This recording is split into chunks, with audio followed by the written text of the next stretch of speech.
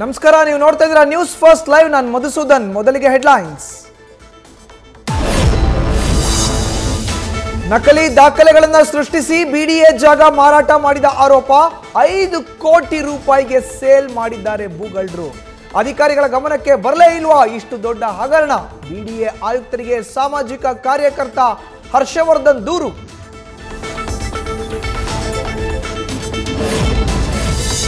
ಚಿತ್ರದುರ್ಗದಲ್ಲಿ ಕಾಲೇಜು ವಿದ್ಯಾರ್ಥಿನಿ ಕೊಲೆ ಕೇಸ್. ವರ್ಷಿತಾ ಭೇಟಿಗೂ ಮುನ್ನವೇ ಕೊಲೆಗೆ ಸ್ಕೆಚ್ ಹಾಕಿದ್ದ ಚೇತನ್ 1 ಲೀಟರ್ ಪೆಟ್ರೋಲ್ ಖರೀದಿ ಮಾಡಿ ತಗೊಂಡು ಹೋಗಿದ್ದ. ಸಿಸಿಟಿವಿಯಲ್ಲಿ ಚೇತನ್ ಚಲನವಲನ ಸೆರೆ.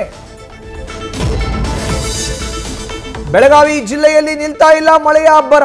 ಉದಗಟ್ಟಿ ಉದ್ದಮ್ಮ ದೇವಿ ದೇವಸ್ಥಾನವನ್ನ ಸುತ್ತುವರೆದ ಘಟಪ್ರಭಾ ನದಿ.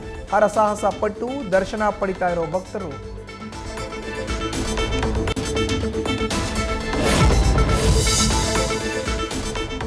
ಕೃಷ್ಣಾ ನದಿ ಅಬ್ಬರ. ಸಂಪೂರ್ಣ ಮುಳುಗಿದ ರಾಯಚೂರಿನ ಹೂವಿನ ಹೆಡಗಿ ಸೇತುವೆ. ಡ್ರೋನ್ನಲ್ಲಿ ಸೇತುವೆ ಮುಳುಗಡೆ ಆಗಿರುವ ದೃಶ್ಯ ಸೆರೆ. ದೇವದುರ್ಗ, ಕಲಬುರಗಿ, ಯಾದಗಿರಿ ಸಂಪರ್ಕ ಕಡಿತ.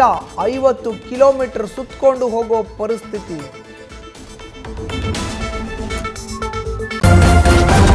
ನ್ಯೂಸ್ ಫಸ್ಟ್, ನಿರ್ಭೀತಿಯಿಂದ ನಿಮ್ಮ ಪರವಾಗಿ.